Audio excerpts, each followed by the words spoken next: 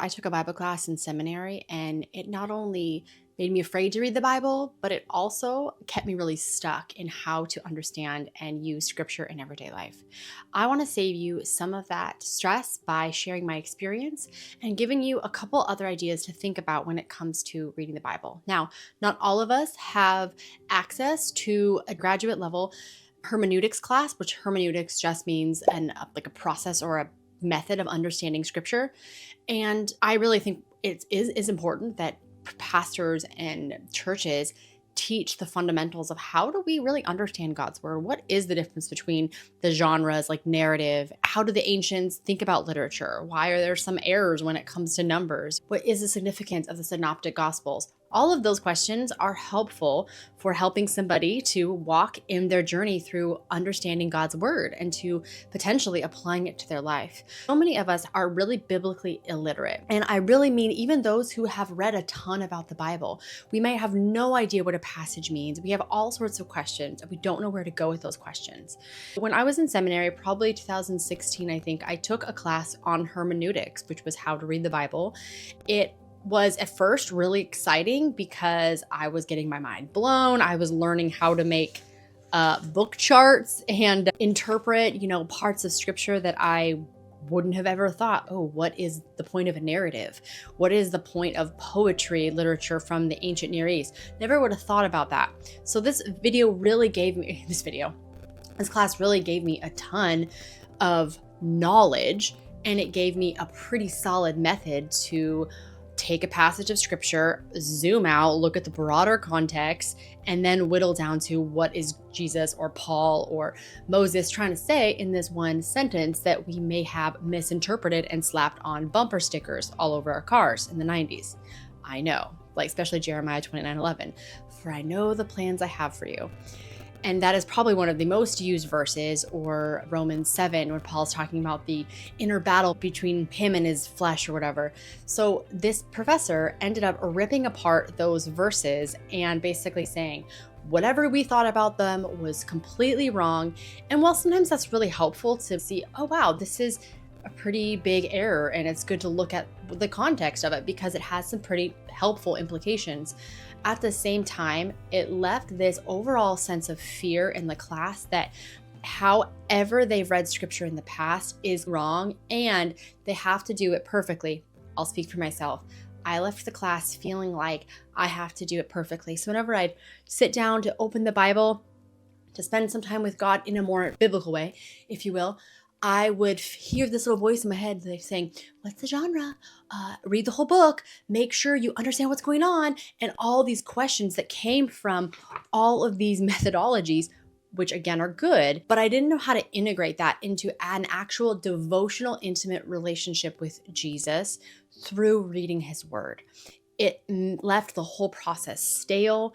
It left me afraid. And I've journeyed so much further from that space, but I had to really see the patterns, the unhelpful things that I had picked up from this class that really left me frustrated, feeling a sense of guilt that I wasn't doing it right. And that left me disconnected from scripture and exploring every other way to know God besides his word. Now, I had grown up in the church, so I've read a ton of the Bible, and so I wasn't veering off into something wacky theologically, but I put the Bible down for a good couple years. And I would use it periodically, or maybe when I was doing something like a devotional reading like Lectio Divina, or there's a sermon, I would look at that scripture that the pastor was preaching out of. But I never really sat and read the Bible to come to a deeper knowing of Christ and what he was doing in me and in his kingdom. It was all about, how do I get this interpretation right? And so I'm saying that to, one, give you some language to understand if you've been feeling a little bit that way, like that, oh, I'm not doing my Bible study correctly, or I'm afraid of the whole me theology where I know I probably taken it out of context. And so I can't really read scripture about my life. And there's some good wisdom. We do come to the scriptures with our own perceptions, and we do have to acknowledge our rose-colored glasses. We look at scripture and we are going to filter and project our own stuff onto that. And it's really good to not do that and to be aware of that at least. And then to have a conversation with God in the midst of that through the Spirit. The focus was almost entirely on interpreting the Bible is knowing the genre, the historical context, and the grammar. And then basically that's it when it comes to understanding what does it really say? What is the point? What is the author's intention? But that was really it.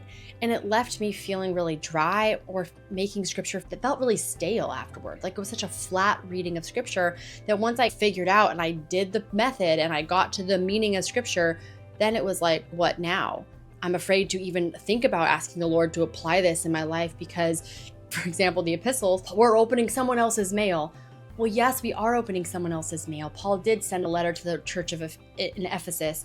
At the same time, I'm also part of the church. So some of what is in there, a lot of what's in there is actually to me and the church today, to all of us communally, not just in the Western culture, but in Eastern cultures as well. It's to the church as an extension because I'm grafted in now to the body of Christ. It's important to know some historical context and to not make some kind of crazy ideology, cherry pick a verse and then build a whole theology of it to reinforce our own prideful agendas. I'm not talking about doing that. However, being able to see that, wow, I'm actually part of this story, that God can speak to me through the Bible and that it is alive and active. There are very few places where the Bible talks about itself. And one of them is in Hebrews. I'm sure you're all familiar with this verse that the word of God is alive and active. I'm going to get this wrong, but like cutting, I'm going to pop up on the screen, dividing hearts and minds and marrow. So basically the word of God is supposed to cut us open and reveal to us how much we need God, to open us up. And when I left with all these tools, I felt like I was in control. And that was honestly too much power. I felt like I could figure out what scripture meant. I was able to come to my right interpretation. And so therefore I could now win arguments. I could now feel like I'm superior because I have the right tools and the right process and can study the Bible. And it felt like it was an academic, intellectual enterprise and about getting things right versus about a love affair with the God of the universe who has given us his written word and now is dwelling within me. I have the Spirit within me to now navigate his scriptures in and throughout the world as he's revealing himself to me. That is a totally different picture than I know how to do the right way and I better do it right. If not, I'm a bad theologian or I'm a bad Christian. And so being afraid of being a bad Christian is a pretty frustrating motivator.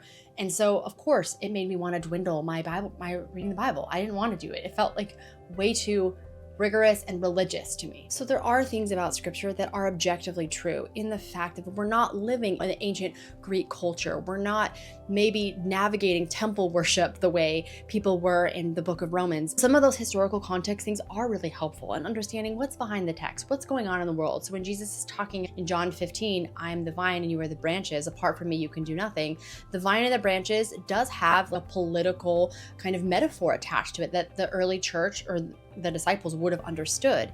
That's one element of it. Also, at the same time, we can use that language and metaphor to process what it means to stay close to Jesus in our life and that we are invited to abide as well. So yes, are the disciples invited to abide? Or Jesus was telling them to abide because he was going to go to the cross and the powers were going to be at war with his power, all those things. Hope I'm making sense. While those things are true, if I just try to figure out that that is about political power versus what is God really saying here? And Lord, how are you using scripture to open me up to the truth of what's going on in your word and your heart so that I can better cooperate and respond in love to you? An example, another famous scripture that gets taken out of context is, I must decrease and he must increase, or he must increase and I must decrease. It's John the Baptist.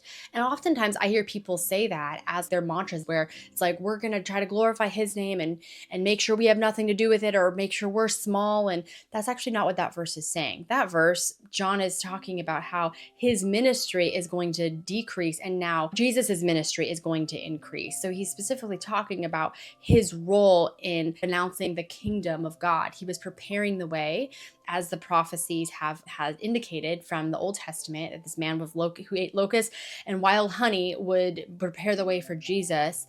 And now Jesus is coming on the scene. And so those verses, it is important to know what is What is John saying there? It's not actually that all of us now must become smaller people so that Jesus might become great. That's actually a specific thing that John is talking about for his ministry. So having a good interpretive lens is important. I think becoming a responsible, authentic, real reader of scripture.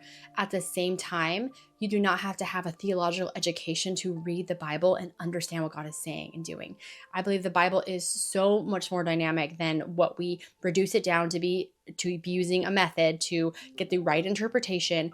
At the same time, it's really important to continue to let the Bible master us, to approach the Bible with humility and with awe that the Lord God has revealed himself through the scriptures, as well as through divine revelation and through all these other things, our own hearts, because he now dwells within us. So having a different heart posture when it comes to reading scripture that is life-giving, that is authentic, and that doesn't ignore method, but doesn't marry method as the one and only way to read scripture. So holding methods loosely to not kill. I know that this verse, a little taken out of context, but the verse, the letter kills, but the spirit gives life. And I know that verse is talking about like the letter of the law. When I was so worried about making sure that I was so right about it, it left me arrogant and it actually left me disconnected from God, which I think are very dangerous things when it comes to being a Christian and holding the Bible in our hands in a way that is authentic and actually God's intent, so that we could be mastered by the Bible and not try to control it, because that put me in the driver's seat. I was the one who had all the power versus God, the one who has all the power. And all of the saints before us and all of the church mothers and fathers who have wrestled with scripture and commentated on them, and who sometimes are just in awe of, like, we just don't know what God means by this. When we read this in scripture, we're not fully sure what's going on. That takes humility. And so many times I've come to scripture now, even though I've been educated, I've actually gone through 2 more hermeneutics classes since that one class in the 2016. And I still come to the Bible now, even more so, going, whoa, what are you doing? The more I know about genres, the more I realize I don't know. Having that heart posture has enlivened my desire to read and has made me feel more confident in coming that I don't fully know and I don't fully have all the tools, but I can use the tools, but the tools are not controlling me. And I'm actually using them when I need to be as close to the truth as possible, so that I can live more fully in Christ's love. I'm already in his love, but to be even more fully aligned with him, to let him renew my mind and transform me. So those are just my experiences of it. I'm curious what you think. What are some of the methods that you've learned, or do you not have a method for reading scripture? Would that be helpful? I'd be happy to share some of those methods with you. I'd frame it in the way of, let's find Christ and his spirit through all the methods. And I'm happy to make that video. I'm also going to share with you some of the key insights that I got from these other 2 classes that I took that really reshaped having a spiritual reading of scripture versus a methodology, flat intellectual one. There's nothing wrong with intellect. There's nothing wrong with reading things, trying to be accurate. I like to be as accurate as possible. I want to let God be in control of that versus me feeling like I have it all figured out or whatever. Let me know what you think down below, and I will see you in the next video.